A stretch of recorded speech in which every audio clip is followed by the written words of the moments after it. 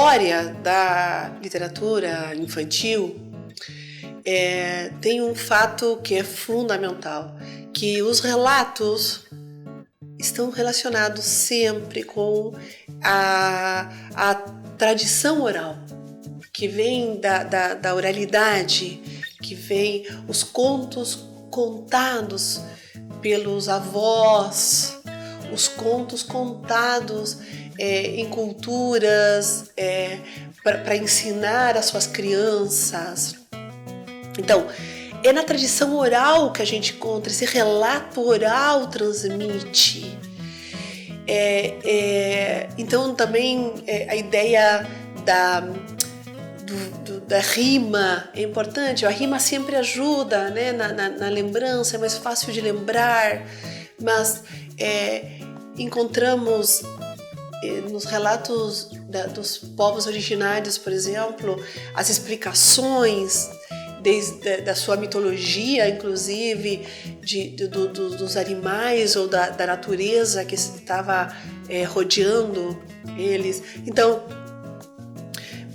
essa tradição oral é um elemento fundamental da literatura infantil. E nesse relato oral está a transmissão cultural. Eu transmito algo através desse relato, sempre. E eu vou contando, isso vai se passando de geração em geração em geração. Claro que esse relato está pensado no público, né? Está ali a quem está dedicado. E novamente está relacionado com a formação intelectual, cultural, linguística. Mas sem perder de vista a liberdade que as crianças têm junto com a imaginação. Então, todos esses elementos vão estar formando esse relato, sim? Agora, essa mensagem vai estar suprindo a falta do que essa formação desse ser humano ainda não tem. Está relacionado, né, com formar, instruir, educar. E lá no início vamos encontrar muito da questão da moral. Inclusive, em Esopo, nas fábulas de Esopo, sempre está a moral da história. Qual é a moral aqui? Então, não só contam a história, mas depois simplificam, resumindo, como moral da história, Sim, para que a criança não tenha que nem sequer refletir sobre isso. Então, o produto terminado ali. Então, não deixam que esse jogo da imaginação e da liberdade trabalhe. Tal animal com tal animal, um quer enganar o outro, papá. Por último, lá, a moral da história. A moral da história qual é? Esta. Pronto, entenderam? Isso não se faz. Tá bem? Então, não deixa um lugar para essa elaboração. Não há lugar para a produção do seu próprio imaginário, construindo a moral individual. A moral é imposta assim. Vamos ver agora qual foi o desenvolvimento das obras escritas. Como essas obras, esses relatos passaram a estar impressos, passaram a estar no papel. E o início da literatura infantil vai à França, primeiro. Vai à França com La Fontaine, 1621 a 1695. La Fontaine vai construir textos, fábulas, sempre, tomando a estrutura de Esopo, sempre com a moral, sempre histórias simples, curtas, com animais que depois vão terminar dando um fechamento, né, como eu disse antes, com a moral já simplificada e resumida para a criança. Depois vai surgir o grande Charles Perrault, 1628-1703. Charles Perrault vai começar um trabalho de recolher relatos orais que circulavam, e transcrevê-los, fazer um registro de fábulas infantis do relato oral.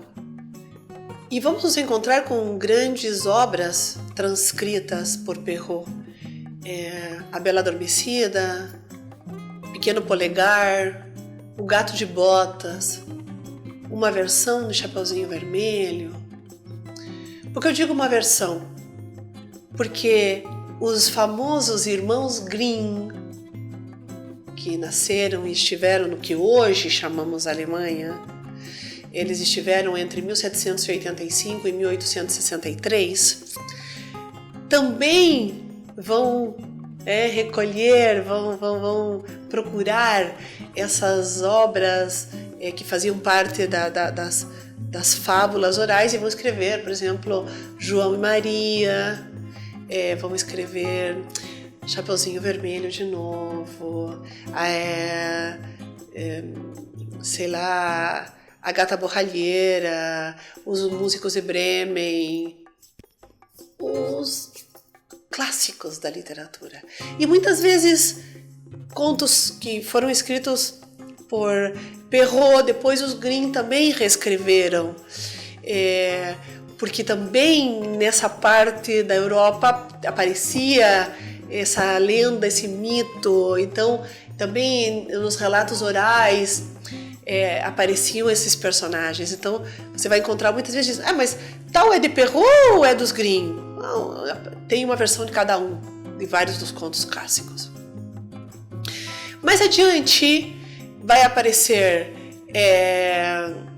por exemplo, na Dinamarca agora, Andersen, Hans Christian Andersen, ou Andersen, 1805-1875. E, bom, também coisa super interessante, o Soldadinho de Chumbo, a Princesa e a Ervilha, a Pequena Sereia é dele, sim, o Patinho Feio. A gente pensa na Pequena Sereia, né, para esse lugar, aí a Dinamarca, mais ou menos nesse contexto.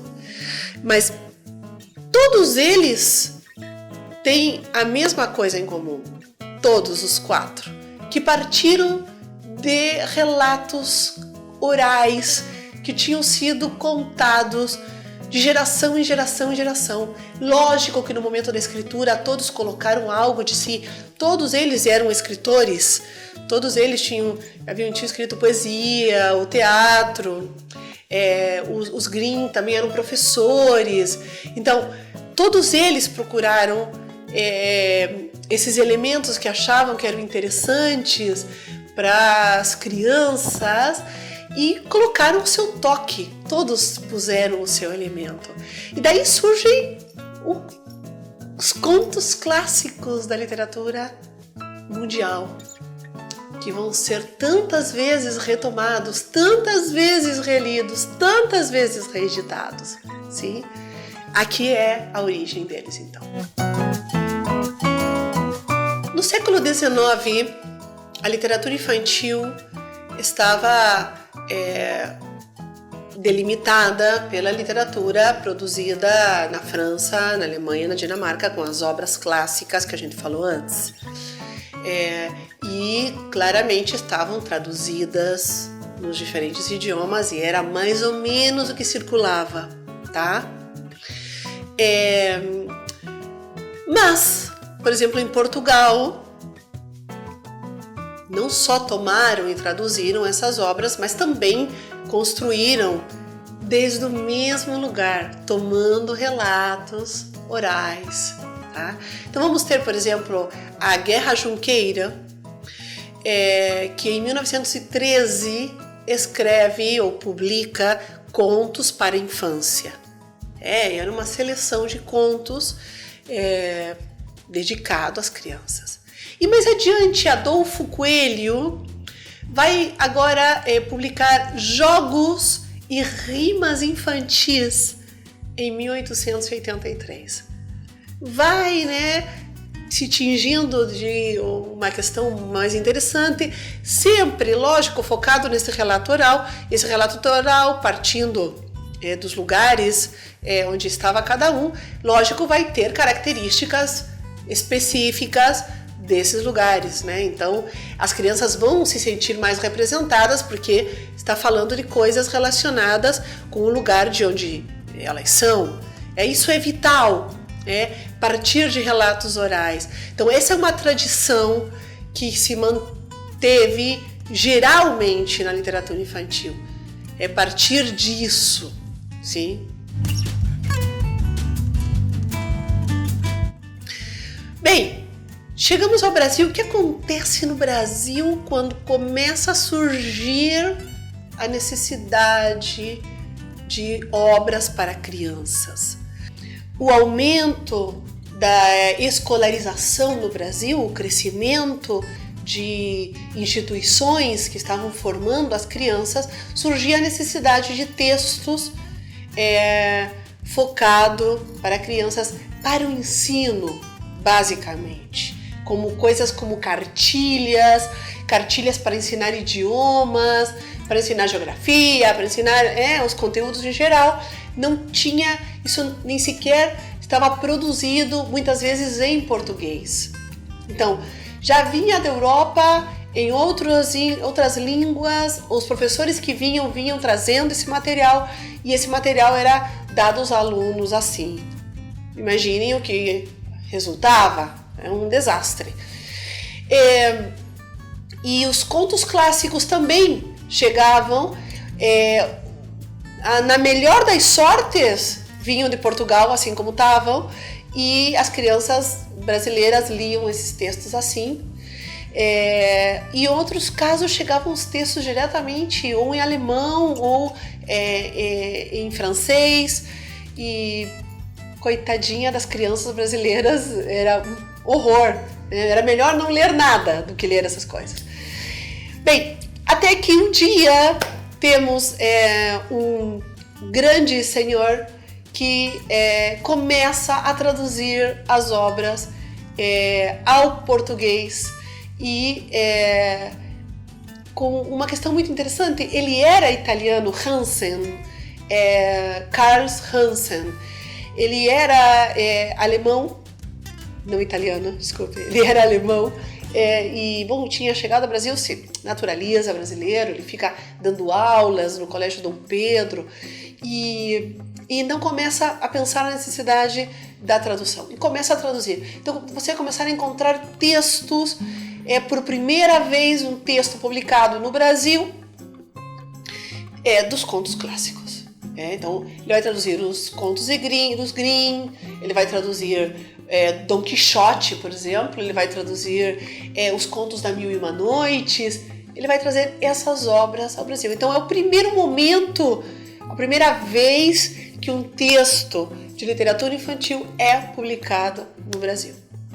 O próximo passo já é extremadamente interessante e falamos de Figueiredo Pimentel.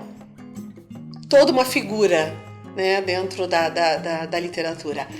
Esse senhor Figueiredo Pimentel começou a produzir textos agora, logicamente tendo em conta essa ideia de tomar elementos da oralidade, contos, relatos orais, mas muitos relatos orais que vinham, por exemplo, do que as escravas negras, as mães de leite, contavam para as criancinhas que elas cuidavam. Sim, os filhos da aristocracia escutavam das suas escravas essas histórias. e também misturando com outras que vieram de outros lados, de outras linhas, os que ele pegou da Europa e tudo mais, e foi construindo os famosíssimos contos da carochinha. Qualquer ser humano que esteve no Brasil e, viveu um pouco próximo das crianças sabe da história das carochinhas, das histórias da carochinha. Inclusive os brasileiros dizemos, isto é da época da carochinha, que é velho. E a carochinha o que é? Se remete a um inseto. E me chama a atenção porque a carochinha supostamente, para mim, para o meu conhecimento, era algo semelhante a uma joaninha. Essa era a minha ideia de carochinha. Mas pesquisando parece ser que é como uma barata. É um inseto parecido a uma barata. Bom, ficará em vocês descobrir o mistério da carochinha. Mas o interessante é o quê? Que ele escreve esses relatos e tantíssimos outros. Histórias da baratinha, depois ele escreve histórias da vozinha, histórias de fada, histórias do tio Alberto. Ele escreveu muitas obras. E agora, era a pedido, o dono uma das maiores livrarias que existia nesse momento no Brasil pede a ele, estamos falando, né, Figueiredo de 1869 a 1914 ele viveu. Nesse momento, então, o dono dessa livraria pede que ele escreva uma coleção. Nessa coleção era importantíssimo e por primeira vez se tinha em conta o livro como material, o livro como objeto. Então eram livros ilustrados, com umas capas belíssimas, e era vendida a coleção. Se vendeu 1 tonelada, se reeditaram 1 milhão de vezes. O dono da livraria foi milionário com essa história. E o Figueiredo passou a ser uma figura da sociedade. Ele era tido em conta para ditar normas de etiqueta, de como fazer isso, de como fazer aquilo. Ele dava conferências de qual seria a maneira correta de usar luvas. Uma figura mesmo. E escrevia nos jornais explicando, contando sobre isso. Então, a par que ele escrevia todos esses livros, claro que com coisinhas de moral e de tudo mais, ele ditava as regras da etiqueta para os brasileiros. Tremendamente interessante. Eu vou ler para vocês agora o trecho que saiu junto com a publicação do Contos da Carochinha, para que vocês vejam a visão desses homens, tanto do dono da livraria como dele, como que já viam uma coisa diferente e levaram a literatura infantil no Brasil para outro lugar. Os Contos da Carochinha, que ora apresentamos ao público, são estas histórias que todos nós ouvimos em pequeninos e que sabem todas as crianças de todos os países. É uma escolhida coleção de 14 magníficos contos populares que todas as mães de família devem dar a seus filhos para lerem, a fim de guiá-los no caminho do bem e da virtude, alegrando-os e divertindo-os ao mesmo tempo.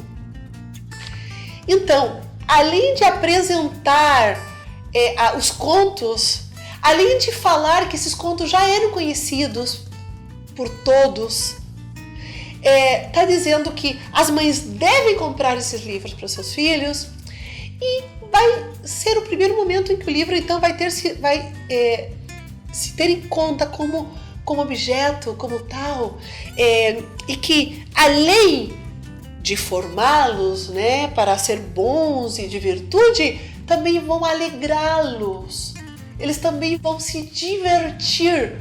É a primeira vez que estamos falando de que as crianças com a literatura infantil devem se divertir, faz parte do jogo lúdico de desenvolvimento da infância. E isso era o que tinha ficado pendurado com as outras coisas. Que além de instruir, formar, ensinar, também devia divertir as crianças. Essas obras que vão chegar da mão do Figueiredo Pimentel vão trazer uma mistura de tudo o que eu vou falar para vocês. Os contos clássicos, tanto Perrault como Grimm, como os de Andersen e as fábulas, vão trazer histórias da tradição portuguesa, vão trazer histórias dos negros escravos, vão trazer histórias da África que vieram com os escravos e eram relatados também para os filhos dos portugueses e para os brasileiros. Mas tudo isto, essa bola, ali no caldeirão, ele misturou tudo e provocou a nacionalização da literatura infantil. Porque agora ele vai colocar traços e vai fazer esses textos, vai construir esses textos com uma linguagem local, com marcas, com cores locais. Então, é o início da nacionalização da literatura infantil. Então, não podemos perder de vista a importância de Carl Hansen e de Figueiredo Pimentel para a literatura infantil que temos hoje, que vocês vão ver que é magnífica. Mas também, eu não vou trabalhar com ele, mas é fundamental Monteiro Lobato. Fundamental. Monteiro Lobato é de 1882 a 1948 viveu, e ele vai nos dar o enorme Sítio do Pica-Pau Amarelo. Lobato vai trazer as páginas dos seus livros os grandes mitos da literatura brasileira, os grandes mitos da cultura brasileira. Vão chegar ali o Saci Pererê, a Mula Sem Cabeça, vai misturar a história do Brasil, é tudo tão local, essa fazenda de café do interior de São Paulo. Não podemos perder de vista a importância de Monteiro Lobato, a importância para a cultura atual do Brasil, Monteiro Lobato. Todo mundo sabe quem é Emília, todo mundo sabe o que é o sítio, tá? Bem, depois, uma escritora como Ruth Rocha, Ruth sim, vamos trabalhar Marcelo Marmelo Martelo, uma obra belíssima, mas Ruth Rocha escreveu e vive até hoje ativamente grandes textos para crianças. Também vai ser trabalhado. O Ziraldo com o menino maluquinho, essa imagem, além do mais, Ziraldo é um desenhista incrível, um cartunista maravilhoso. Então, é essencial como eles vão ir dando a formação dos brasileirinhos e para os próximos escritores de literatura infantil. Maurício de Souza, a Turma da Mônica é um elemento tão importante quanto o Sítio do Pica-Pau Amarelo para nós. A Mônica, qualquer um sabe quem é a Mônica, quem é o Cascão, quem é o Cebolinha. A Maurício de Souza diretamente escreve no formato de história em quadrinho. E não vamos entrar na discussão se a história em quadrinho é literatura ou não é hoje, tá? Mas não podia deixar de nomear a Maurício de Souza.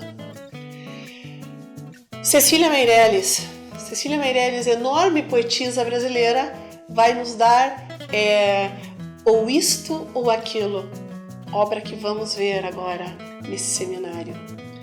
Olavo Bilac, outro poeta, também escreve poesias muito interessantes para crianças. Às vezes se pergunta como os brasileiros escrevem muita poesia para as crianças. Sim, muita poesia para as crianças, desde lá, desse começo. Graciliano Ramos, um escritor que escreve, por exemplo, Vidas Secas, Memória do Cárcere, vai nos escrever, por exemplo, um livro que eu tive a sorte de conhecer, porque eu não conhecia, através da querida Alejandra Penello, que também está fazendo esse seminário.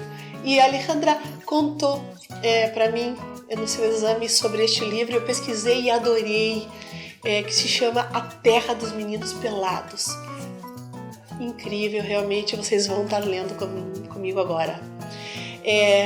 Clarice Lispector, gigantesca, escreveu para seus filhos algumas obras: A Mulher que Matou os Peixes, A História do Coelho Pensante. E a História do Coelho Pensante nós vamos trabalhar aqui. Vamos trabalhar Chico Buarque com Chapeuzinho Amarelo. O Chico, que não só é um músico maravilhoso, também é um romancista incrível.